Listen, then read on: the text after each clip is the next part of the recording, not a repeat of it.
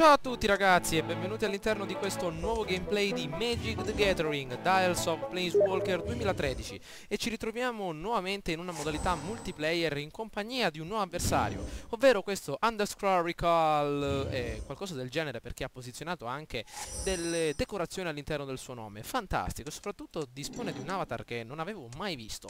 Comunque, dedichiamoci alla descrizione del mazzo. Quest'oggi utilizzerò un mazzo abbastanza bizzarro e soprattutto abbastanza difficile da utilizzare, ovvero il mazzo Goblin. Ho effettuato numerose partite per capire un po' di che pasta era fatto questo mazzo e a dire il vero non sono riuscito a vincere una partita perché è davvero non è alla mia portata, cioè non riesco a essere competitivo con questo mazzo. Comunque volevo farvelo vedere lo stesso per farvi capire un po', farvi conoscere queste nuove creature. Il 75% di questo mazzo è composto necessariamente da creature, quindi solo un 25% abbastanza scarso è composto da incantesimi, artefatti e carte istantanee.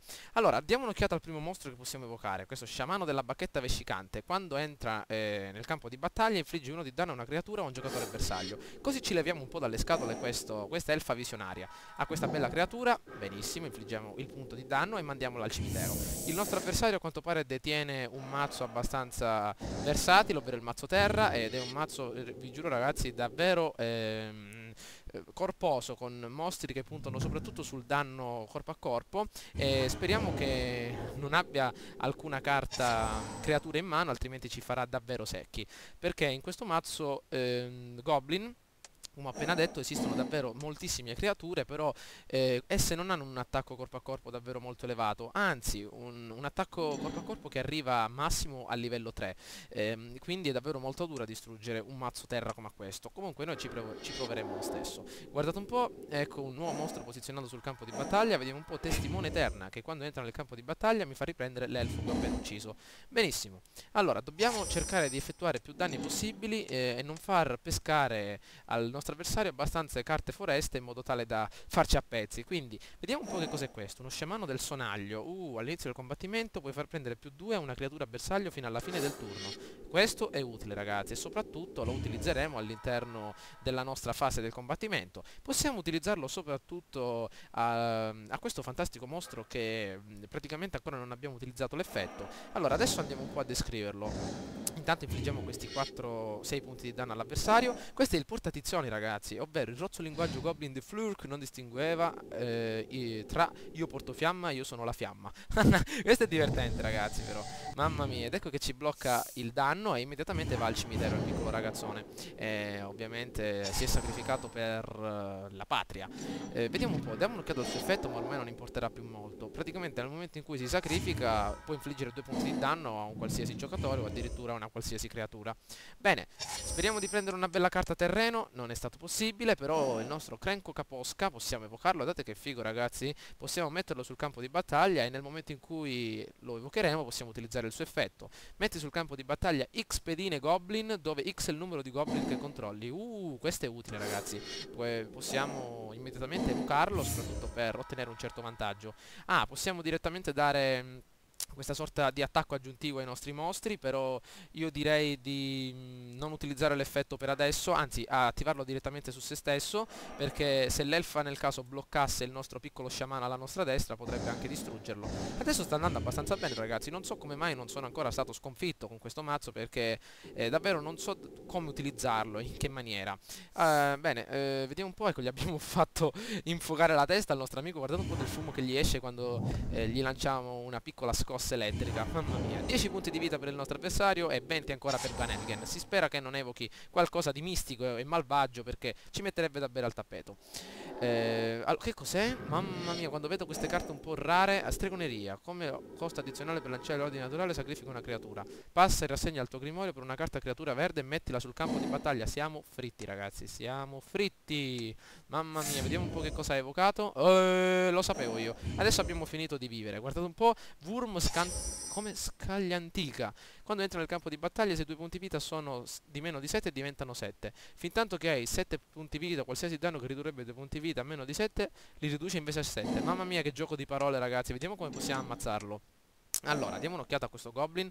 Sacrifica il Goblin, capo della squadra sede, infligge 2 danni a una creatura o a un giocatore bersaglio. Abbiamo anche questa carta che infligge altri 2 danni, però non possono essere abbastanza utile, non può essere abbastanza utile in questo caso. Quindi dobbiamo effettuare un po' una mossa alquanto diversa, ovvero utilizzare l'effetto del nostro mostro. Prendiamoci quindi questi Goblin sul nostro campo di battaglia per cercare di armare una sorta di difesa. Benissimo, e adesso cosa fa questa carta? Vediamo sgobbamento. Ogni qualvolta lanci una magia metti le carte che hai in mano in fondo al grimorio in qualsiasi ordine. Poi pesca altrettante carte. Bene, però innanzitutto dobbiamo evocare il nostro capo assedio. Benissimo, e all'interno del prossimo turno utilizzeremo il suo effetto. Benissimo, ok, e soprattutto grazie all'effetto del nostro caro amicone che abbiamo evocato un attimo prima, possiamo immediatamente evocare altri goblin. Benissimo, e in questo caso io direi l'effetto ormai non può essere abbastanza utile, o forse sì ragazzi, l'effetto può essere utile. Vediamo un po', possiamo, anzi no, lasciamo perdere perché ho dimenticato che il ragazzone qua sotto detiene dell'abilità travolgere, quindi nel caso anche ci blocchi qualsiasi mostro, può anche infliggerci la differenza. Allora, la partita sta diventando sempre più corposa, quindi vediamo un po' che cosa farà il nostro caro avversario. Che cos'è questa carta? Bestia, distrugge un permanente bersaglio e al posto suo metteremo un bel controllore bestia. Ottimo, e adesso siamo un po' fritti ragazzi, perché adesso il nostro ragazzone ci attaccherà probabilmente. Anzi no, cerca di indietreggiare. Benissimo, vediamo un po' che cos'è questo. Granata Goblin, come costo addizionale per lanciare la granata Goblin sacrifica un Goblin. La creatura infligge 5 danni a una creatura o a un giocatore bersaglio. Fantastico. Dopo quanti punti di mana? Bene, possiamo eliminarlo ragazzi. Allora utilizziamo la granata Goblin alla creatura. Eccola qui. Ciao amico mio, sacrifichiamo un Goblin. Mamma mia ragazzi, questo mazzo è tutto un sacrificio.